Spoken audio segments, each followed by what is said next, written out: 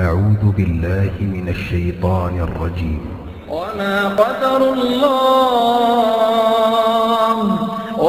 قدر الله حق قدره والأرض جميعا قبضته يوم القيامة والسماوات مطويات بيمينه سبحانه وتعالى عما يشركون.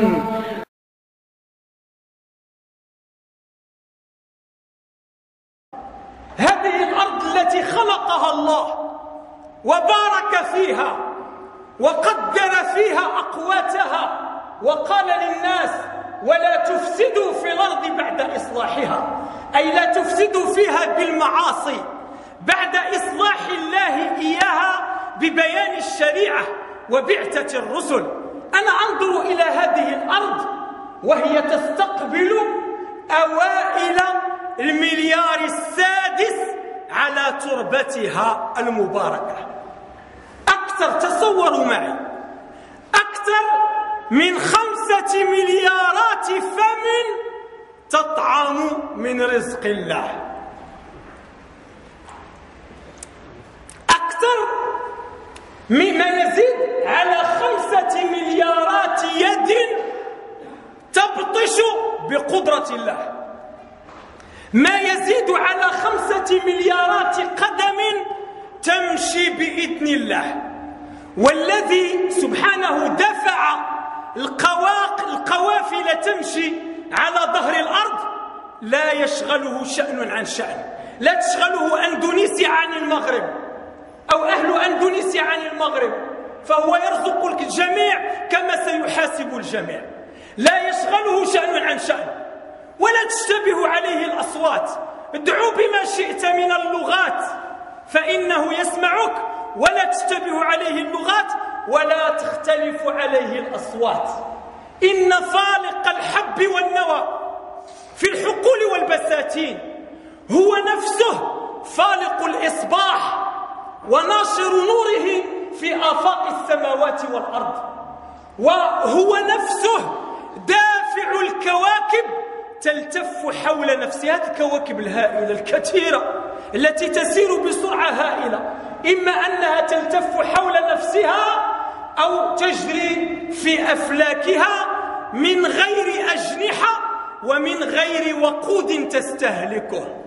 والذي سبحانه يدبر الأمر عند سدرة المنتهى هو نفسه الذي يدبر الأمر في جهاز هضمي لحشرة صغيرة تزحف على ظهر الأرض في الليلة الليلاء لا يراها ولا يعلم بها أحد سواه، هو الله إخوة الإيمان. ولكن ما قدروا الله حق قدره وما عرفوا لله حقه كما ينبغي له سبحانه. ولهذا أنا أدعو نفسي وأدعوكم مرة أخرى إلى أن نعمق إيماننا بالله، إلى أن نعرف الله ونقدره حق قدره. ما معنى أن نعرف الله؟ اعرف نفسك، انظر إلى نفسك عندما يضيق صدرك وتغتم نفسك ويركبك الهم والغم وتضطر، إلى من تلجأ؟ من تسأل؟ من يستطيع وحده أن يذهب عنك ما بك؟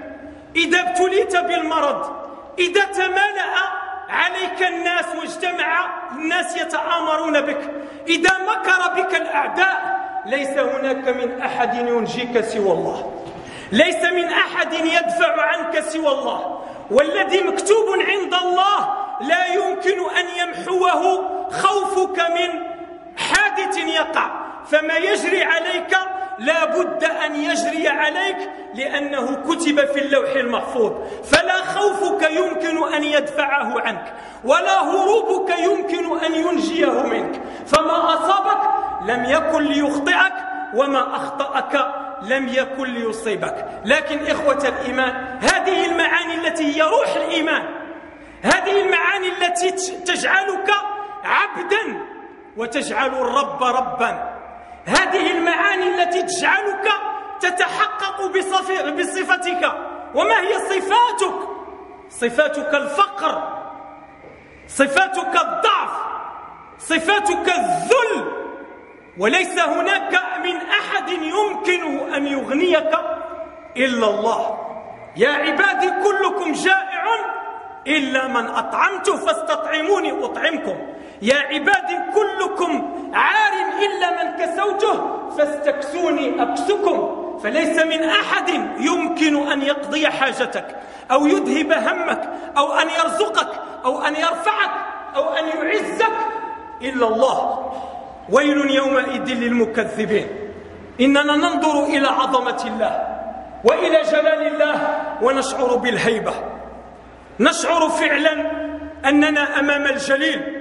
وعندما نقرأ القرآن نشعر أننا نقرأ كلام القدير الذي إذا وعد لا يخلف، وإذا توعد فإن وعيده شديد. إن بطش ربك لشديد، إنه هو يبدئ ويعيد، وهو الغفور الودود ذو العرش المجيد فعال لما يريد. إخوة الإيمان، اعرفوا مع من أنتم ومن تعاملون. هو الله، هو الله، فاعرفوا لله حقه.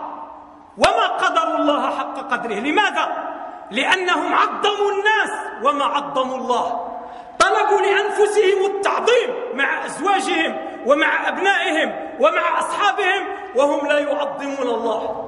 في صلاتهم لا يعظمون الله، في جميع الشعائر لا يعظمون الله. لأن الذي يعظم الله حقا هو الذي إذا صلى خرج فذهب إلى منزله أو إلى عمله من غير أن يتكلم بشيء يفسد عليه عمله. الذي يقيم الأمر عليه أن يحفظ العهد مع الله كذلك فيما نهى الله تعالى عنه. وهنا تظهر الإرادة. وأحب الأعمال إلى الله ما أكرهت عليه الأنفس.